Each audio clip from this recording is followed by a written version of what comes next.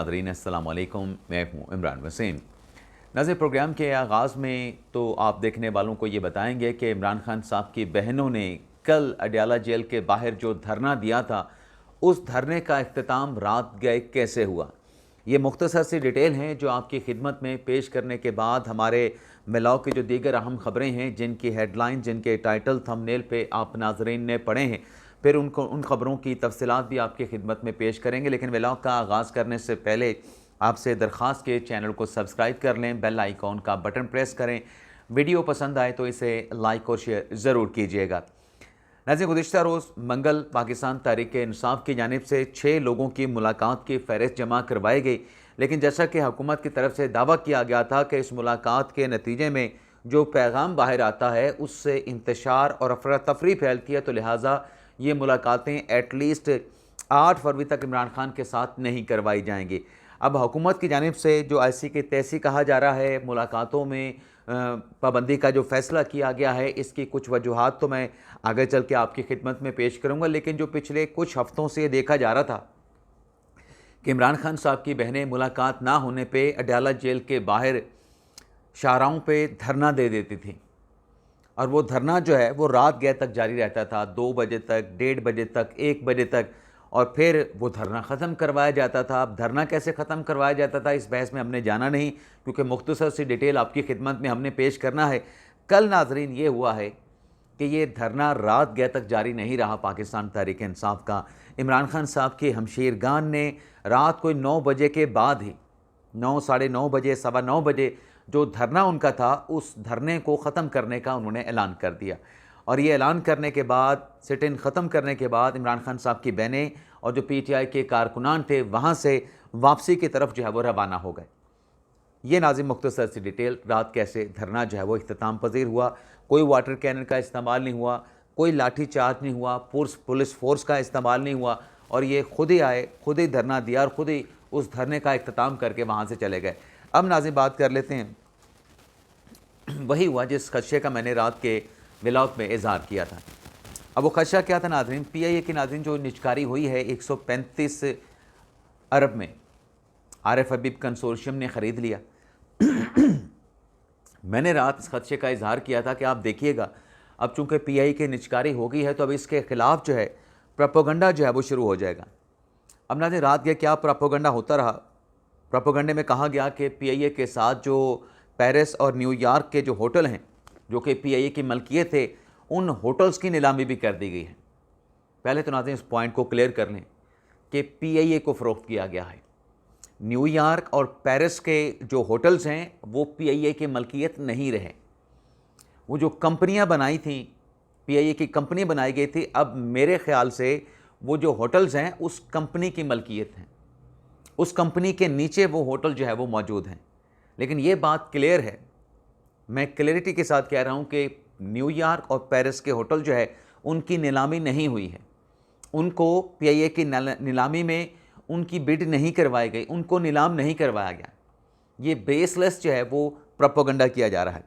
और फिर दूसरा प्रोपेगेंडा ये किया गया कि बड़े सस्ते दामों जो है ये PIA को जो है वो नीलाम कर दिया गया। भाई, अगर आपको ये सस्ते दामों लगती थी, इतने सालों से आप कहाँ पे थे, आपने PIA को क्यों नहीं ख़रीदा? या अगर आपके ख़रीदने की कैपेसिटी नहीं थी तो आप इसके लिए इन्वेस्टर क्यों नहीं लेके आए? आज PIA की नीलामी हुई है तो आप कहते हैं कि सस्ते दामों फ़रोख्त कर दिया। और जब PIA खसारे में चल रहा था, तब ये लोग क्या प्रोपेगेंडा करते थे कि देखें जी, PIA खसारे में जा रहा है, हुकूमत कुछ करती नहीं है, इसको खसारे से निकालें या इसका कोई बंदोबस्त करें। अब नाज़रीन, होता क्या है, मैं बड़ी क्लैरिटी के साथ आपको बताता हूँ। देखें, PIA ना, मैंने आज तक PIA में सफ़र नहीं किया। मैं ये लोकल पाकिस्तान के अंदर सफ़र की बात कर रहा हूँ, इंटरनेशनल भी नहीं किया। लेकिन मोस्टली जब हम सफ़र करते हैं लोकली तो PIA के थ्रू करते थे। तो मैंने आज तक PIA पे सफ़र नहीं किया। मैंने सिर्फ एक मरतबा लोकल, क्यों नहीं किया सफ़र, लोकल मैंने सिर्फ पाकिस्तान में एक मरतबा सफ़र किया, और वो मैंने एयर ब्लू पे किया था 2010 में। उसके अलावा मैंने कभी लोकल पाकिस्तान के अंदर जहाज़, फ़्लाइट्स किसी का इस्तेमाल नहीं किया। बाय रोड गया हूँ, गाड़ी पे गया हूँ, बस पे गया हूँ, ट्रेन पे गया हूँ, कभी इस्तेमाल नहीं किया। अब ये जो लोग कहते हैं ना कि सस्ते दामों फ़रोख्त कर दिया, ये गरीब की सवारी तो नहीं थी। अब इस पीआईए को चलाने के लिए होता क्या था, अवाम के पैसे से, जो ख़जाना है वो अवाम का पैसा होता ना, अवाम के पैसे से हर साल 40-50 अरब निकाल के इस पीआईए के खसारे को पूरा करने के लिए उसके तंदूर में झोंके जाते थे। क्यों भाई? अमीर की सवारी के लिए गरीब का 40-50 अरब उसमें क्यों झोंका जाए? और जो लोग कह रहे हैं कि ये सस्ता बेचा गया है, अब आप इसका एस्टिमेट करें कि जब से भी पीआईए की निजकारी की बात होती थी कौन मुखालफत करता था और कितने सालों से मुखालफत हो रही थी, उसका ज़रा एस्टिमेट लगाएं ना कि हमने कितना पैसा पीआईए के खसारे को, पीआईए को चलाने के लिए इसमें झोंका है। सैकड़ों अरब रुपए झोंक दिए हैं। और ये जो 40-50 अरब आप साल का लगाते हैं, सालाना कैलकुलेशन कर लें, 600-700 अरब जो है अगले 5-6 सालों में जो है ये आप इसमें झोंक देंगे।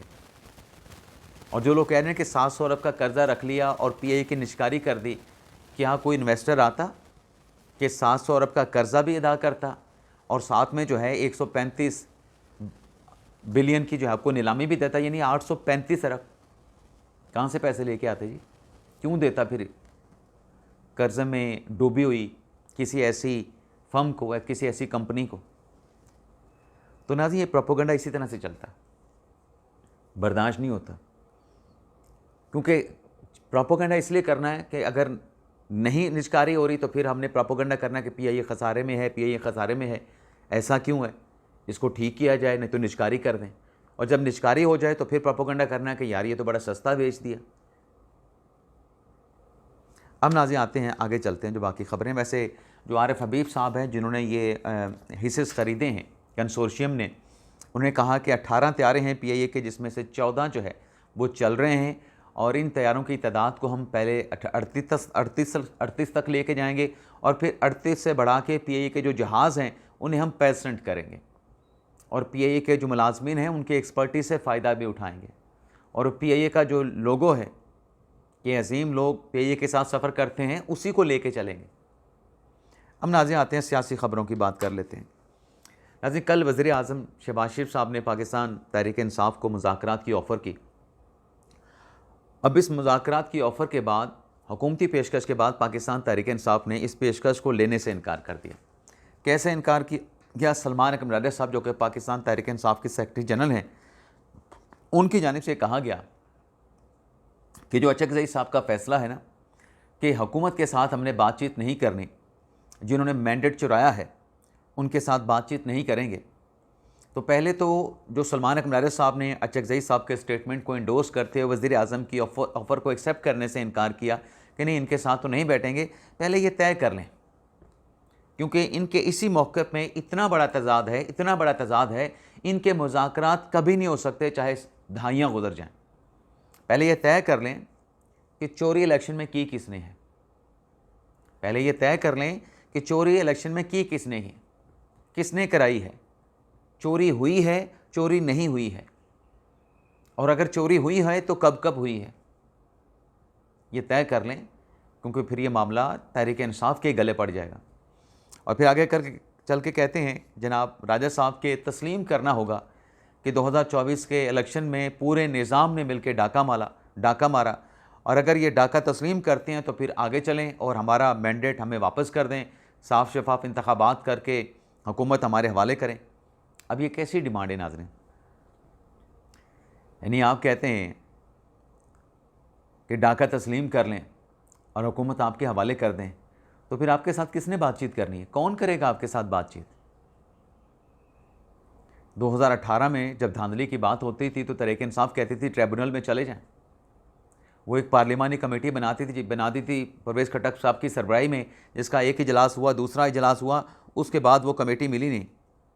और क्या कहते हैं जनाब सलमान अकमरादा साहब कि अगर ये हमारी शर्त तस्लीम आपने नहीं करनी तो फिर हम इनके साथ बातचीत करने के लिए तैयार नहीं। तो भाई वो भी आपके साथ बातचीत करने के लिए तैयार नहीं। उन्होंने भी आपको वाज़े तौर पे कहा कि ब्लैकमेलिंग नहीं चलेगी। और राजा साहब जो बात कर रहे हैं वो ब्लैकमेलिंग की बात कर रहे हैं। ब्लैकमेलिंग पे शराइत के साथ मुज़ाकरात नहीं होते, शराइत के साथ मुज़ाकरात नहीं होते। अब आप देखें कि जो बात सलमान अकमरादा साहब कर रहे हैं, जो ख़बर अंसार अब्बासी साहब ने दी कि अचकज़ई साहब ने, जो गौर साहब का प्रपोज़ल था कि आप एक कमेटी बना दें राजा नासिर अब्बास साहब की सरबराही में जो सियासी जमातों के साथ राब्ते करे, तो उस कमेटी का प्रपोज़ल जो है वो अचकज़ई साहब ने रद्द कर दिया था, एलामे में शामिल नहीं करवाया था। और अचकज़ई साहब ने APC के प्लेटफार्म पे ऐलान तो किया कि हम मुज़ाकरात करने के लिए तैयार हैं, लेकिन वो हुकूमत के साथ मुज़ाकरात के मुखालिफ हैं। उसी बात को एंडोर्स जो है वो सलमान कमराले साहब कह रहे हैं कि बिल्कुल अचकज़ई साहब ने ठीक किया। और फिर अलीमा ख़ान साहबा को ले लें। अलीमा ख़ान साहबा क्या कहती हैं कि जो मुज़ाकरात की बात करता है उसे इमरान खान का हामी ना कहा जाए। तो तहरीक इंसाफ में चल क्या रहा है? तहरीक इंसाफ में चल ये रहा है कि बैरिस्टर गौहर साहब जो है वो लाताल्लुक़ हो चुके हैं। बैरिस्टर गौहर साहब जो हैं वो फ़ारिग हो चुके हैं एक तरीके से। तहरीक इंसाफ जो चल रही है उसमें ट्राइका तहरीक इंसाफ को लेके चल रहा है, क्योंकि राजा साहब कहते हैं कि मुज़ाकरात करने तो अचकज़ई साहब करेंगे, राजा नासिर अब्बास साहब करेंगे, लेकिन उनका ये मौक़िफ़ ठीक है कि जो आए हैं, जो हुकूमत में हैं, उनके साथ तो बातचीत नहीं करेंगे। तो फिर तहरीक इंसाफ के ऊपर जो कानून नाफिज है वो ट्राइका का कानून नाफिज है। कानून कह लें या हुक्म कह लें कि तहरीक इंसाफ पे अगर हुक्म चलता है तो वो एक ट्राइका का चल रहा है। उसमें सामने आपके राजा साहब हैं, उसमें अलीमा ख़ान साहबा हैं, उसमें अचकज़ई साहब हैं, लेकिन लीड जो है वो अलीमा ख़ान साहबा कर रही हैं। अब आप देखें ना, यही सवाल जब बैरिस्टर गौहर साहब से किया गया मुज़ाकरात के हवाले से, वज़ीर आज़म के ऑफ़र के हवाले से, अलीमा ख़ान के स्टेटमेंट के हवाले से, अलीमा ख़ान ने यह कहा कि जो मुज़ाकरात की बात करता है वो दरअसल इमरान खान का करीबी साथी नहीं है और ना ही उसे इमरान खान का करीबी साथी कहा जाए, और वज़ीर आज़म ने मुज़ाकरात की ऑफ़र की है। तो इस पर गौहर साहब ने क्या जवाब दिया? राजा साहब ने तो सीधा कह दिया कि हम मुज़ाकरात की ऑफ़र को एक्सेप्ट नहीं करते, हुकूमत के साथ तो बिल्कुल नहीं होंगे। ये पहले माने कि धांधली इन्होंने करवाई है। भाई, एक तरफ आप कहते हैं कि धांधली हुकूमत ने करवाई है, दूसरी तरफ आप कहते हैं कि इनके साथ मुज़ाकरात क्यों करें, ये तो बेबस हैं, बेअख्तियार हैं। तो पहले तो यहाँ दूसरा, फिर आपका यहाँ पर भी मौक़िफ़ में तज़ाद मौजूद है। लेकिन बैरिस्टर गौहर साहब ने बड़ा ज़बरदस्त जवाब दिया। जवाब क्या दिया? बैरिस्टर गौहर साहब ने तो अलीमा आपा के की बात का जवाब देने से गुरेज़ किया। नहीं कहा कि अलीमा आपा जो कह रही हैं वो किससे मुतल्लिक था। हालांकि मुज़ाकरात की बात, बातचीत की बात बैरिस्टर गौहर साहब करते हैं। तहरीक इंसाफ में धड़ा मौजूद है जो मुज़ाकरात का सपोर्टर है, शाह महमूद कुरैशी साहब।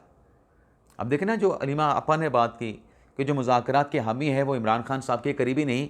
चलें, आप बैरिस्टर गौहर साहब को एक लम्हे के लिए साइड पर रख दें।